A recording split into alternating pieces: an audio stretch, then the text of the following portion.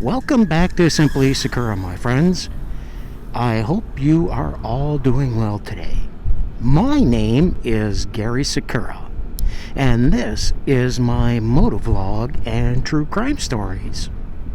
I simply drive around on my motorbike, and I tell true crime stories. If you are new here, welcome, and I am so glad that you decided to stop by.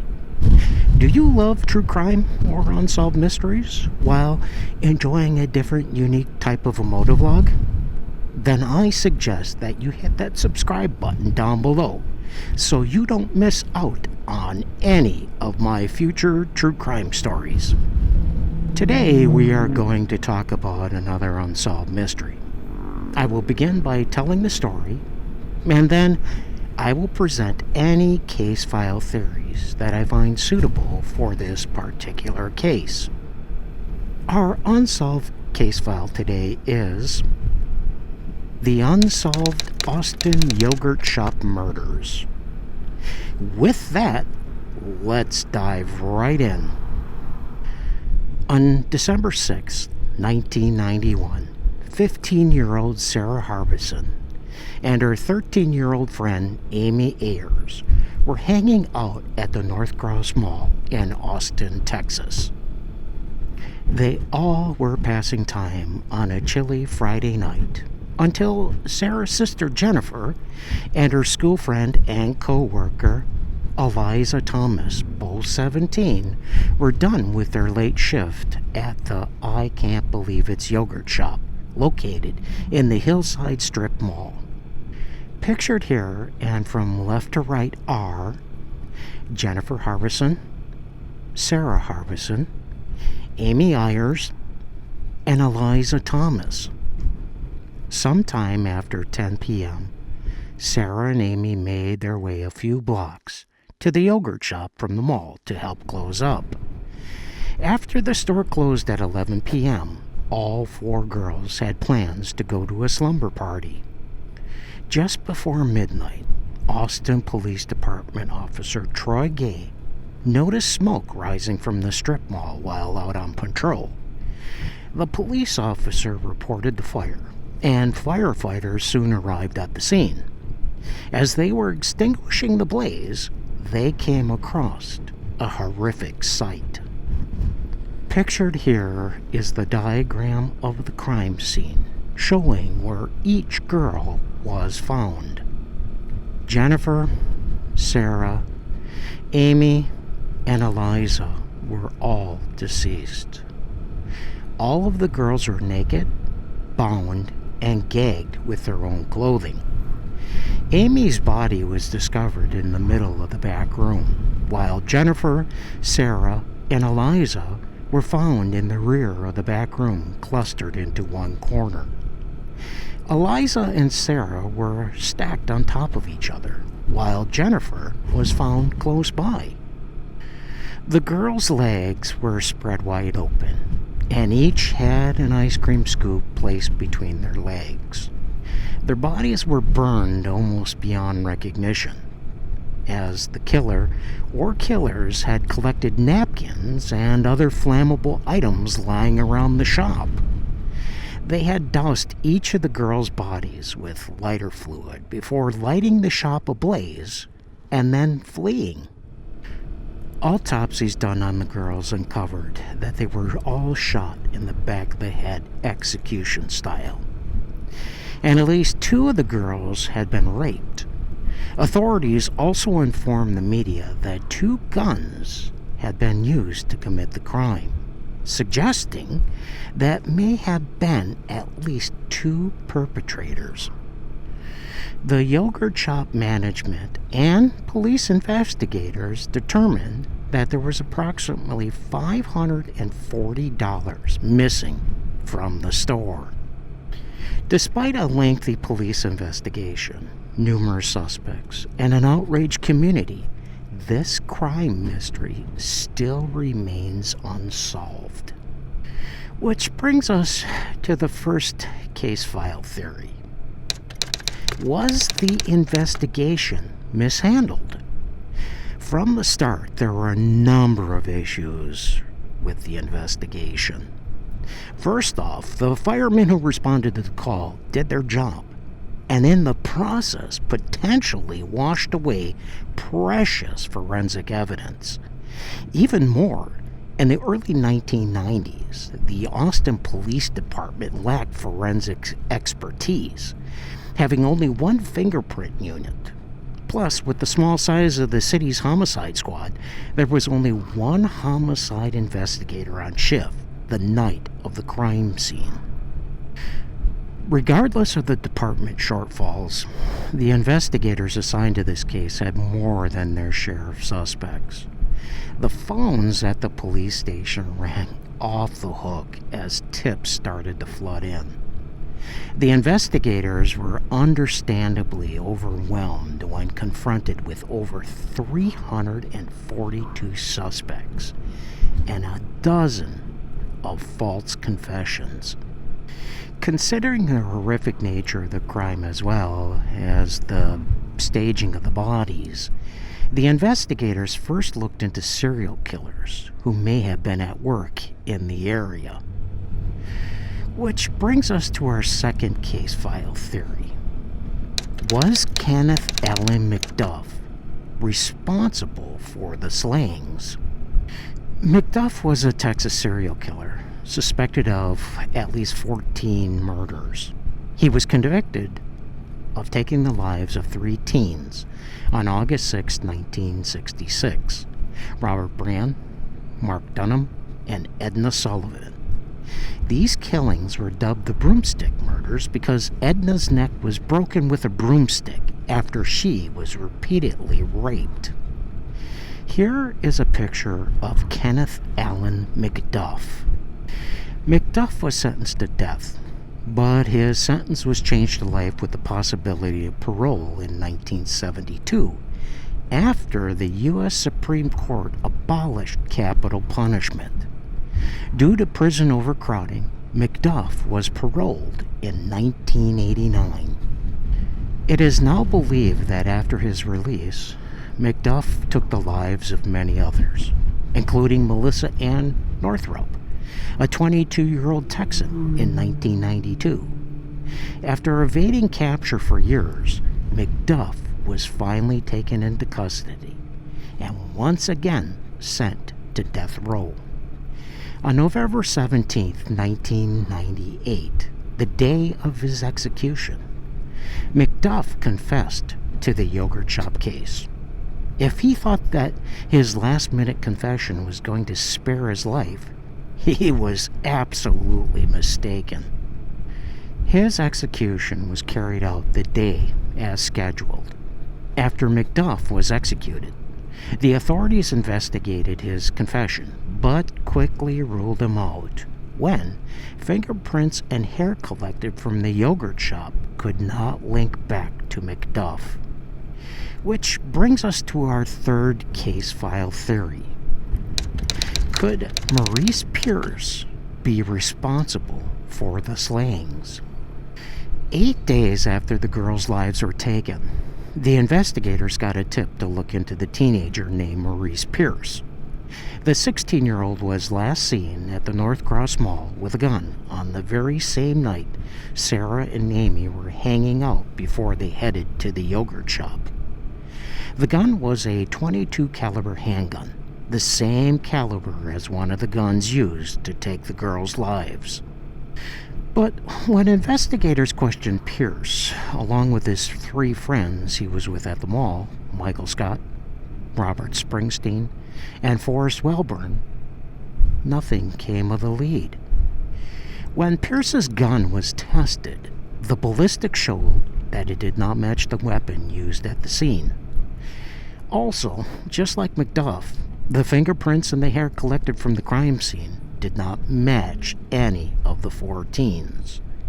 Eventually, the investigators simply moved on. Which brings us to our fourth case file theory. What about the 1999 arrests? Years went by with no arrests, so the case was passed on to new investigators. Then in 1999, 4 suspects in their 20s were taken into custody for the yogurt shop case. Forrest Welborn, Michael Scott, Robert Springsteen, and Maurice Pierce. The same suspects who were questioned 8 days after the girls' lives were taken and released due to a lack of evidence. Pictured here and from left to right are Robert Springsteen, Maurice Pierce, Forrest Welborn, and Michael Scott. One of the suspects, Michael Scott, confessed to the killings, and he was not alone. Robert Springsteen also confessed to killing the girls and raping one of them. After the confessions, the police were convinced they finally had their killers. This theory was that the 4 had planned to rob the yogurt shop. Michael, Robert, and Maurice entered the shop while Forrest waited outside and served as a lookout. But then something went wrong during the robbery, and all of the girls were eliminated. The authorities tried twice to charge Forrest Welborn for the case, but they lacked the evidence to link him to the crime, so all charges against him were eventually dropped. Charges against Maurice Pierce were also dropped due to the lack of evidence, which was particularly hard for the police and to the victim's family to take, as Pierce was considered the mastermind behind the whole crime. Robert Springsteen and Michael Scott were tried separately for the yogurt case shop, and both were found guilty. Robert Springsteen received the death penalty, which was now possible even after the Supreme Court ruling in 1972, because the state of Texas had passed a new death penalty statute, whereas Michael Scott was sentenced to 99 years in prison. However, not long after their trials, serious concerns were raised that suggested Robert Springsteen and Michael Scott may have been innocent after all. To start, there was no physical evidence linking either of them to the crime. Additionally, both men said their confessions had been coerced, and there was some evidence to back up their claims. One of the detectives on the case was transferred after he allegedly extorted confessions in an unrelated case, and a photo came to light of another member of the Austin Police Department pointing a gun at Scott's head during his interrogation. Roughly 15 years after the yogurt shop case were committed, both convictions were overturned when the courts found they violated Robert Springsteen and Michael Scott's Sixth Amendment right to confront their accuser. Scott and Springsteen's confessions were used against one another at trial, but their lawyers were never given the opportunity to cross-examine the accuser. As a result, it was determined their constitutional rights had been violated. Later, in 2008, DNA testing was done on the evidence collected from the crime scene and the male DNA found, which did not match Scott nor Springsteen's, or any of the other men suspected of the crime for that matter. Then Travis County District Attorney Rosemary Lindbergh said even though she was sure Scott and Springsteen were responsible for the yogurt shop case, the men would not be re-prosecuted until an unknown male connected to the DNA evidence was found. Most of the authorities still believe they had the right 4 guys all along, and that a 5th man must have helped perpetrate the crime, explaining the unknown DNA evidence. But the defense attorneys for Scott and Springsteen called the 5th man a ridiculous theory. No one ever mentioned a 5th participant until the inconvenient DNA results came in. Which brings us to our last case file theory. What about the 2 unidentified customers? Some of the lawyers, investigators, family members, and armchair detectives who have been studying this case think that the killers are actually two yet unidentified customers who were in the yogurt shop at closing time. The police apparently interviewed 52 customers who visited the store on the day of the crime scene, but two men who witnesses placed there at closing time have never been found. Three customers who left the store just before closing said on their way out they noticed two men sitting in a booth, not looking like they were leaving anytime soon. The two men apparently have ordered a soft drink. At least one of the customers then saw Jennifer locking the front door and putting up the close sign so no more customers would enter while her and her co-worker closed up the store. The two men in the booth remained behind after all of the other customers left. Witnesses describe the persons of interest as follows. One has lighter hair, maybe like a dirty blonde, and is about 5'6", in his late 20s or his early 30s. The other is described as a bigger man. Both were wearing bigger coats. One had a green coat, army kind of fatigue looking jacket, and the other had a black jacket. To this day, neither of those men have ever been identified. In the end, it is questionable if a robbery has ever really been the main motive in this case. Given the small amount of money taken and the extreme level of violence, it is really hard to imagine that this was merely the result of a robbery gone bad. It is much more likely the crime was sexually motivated, and the killers grabbed the money as an afterthought. One of the girls may have known the killers, or maybe Sarah and Amy were just simply being followed from the mall to the yogurt shop. Regardless, it is doubtful Springsteen, Pierce, Wellborn, and Scott had anything to do with the crime scene. The key to solving this case potentially rests with linking the DNA evidence found at the scene to the two male customers seen by witnesses lingering in the yogurt shop after closing. The 1991 yogurt shop case has changed Austin forever.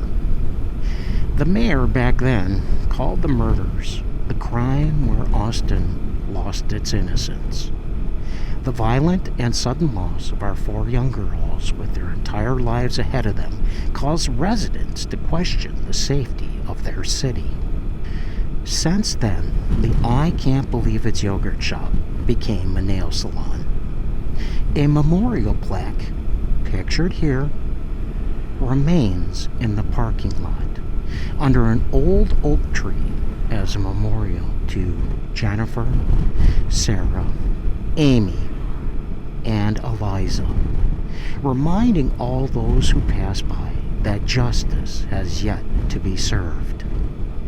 Who do you think is responsible for the Austin yogurt shop murders? I personally think it was those two unidentified men that were in the yogurt shop after Jennifer locked the front doors. What do you think? Anyway, this concludes today's Motovlog and True Crime Stories with Simply Sakura. I do hope you found this story interesting today.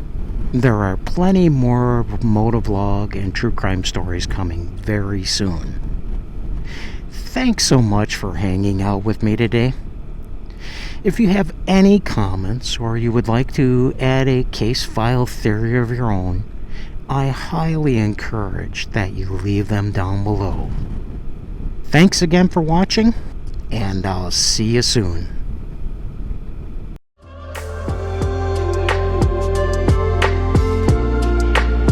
Sarah and oh man, come on. Really? I was doing so good. Cut. After, oh gosh, it's sometime, not after. Why do I keep doing this? And Eliza, we're all diseased. deceased. It's deceased. Oh, good gravy.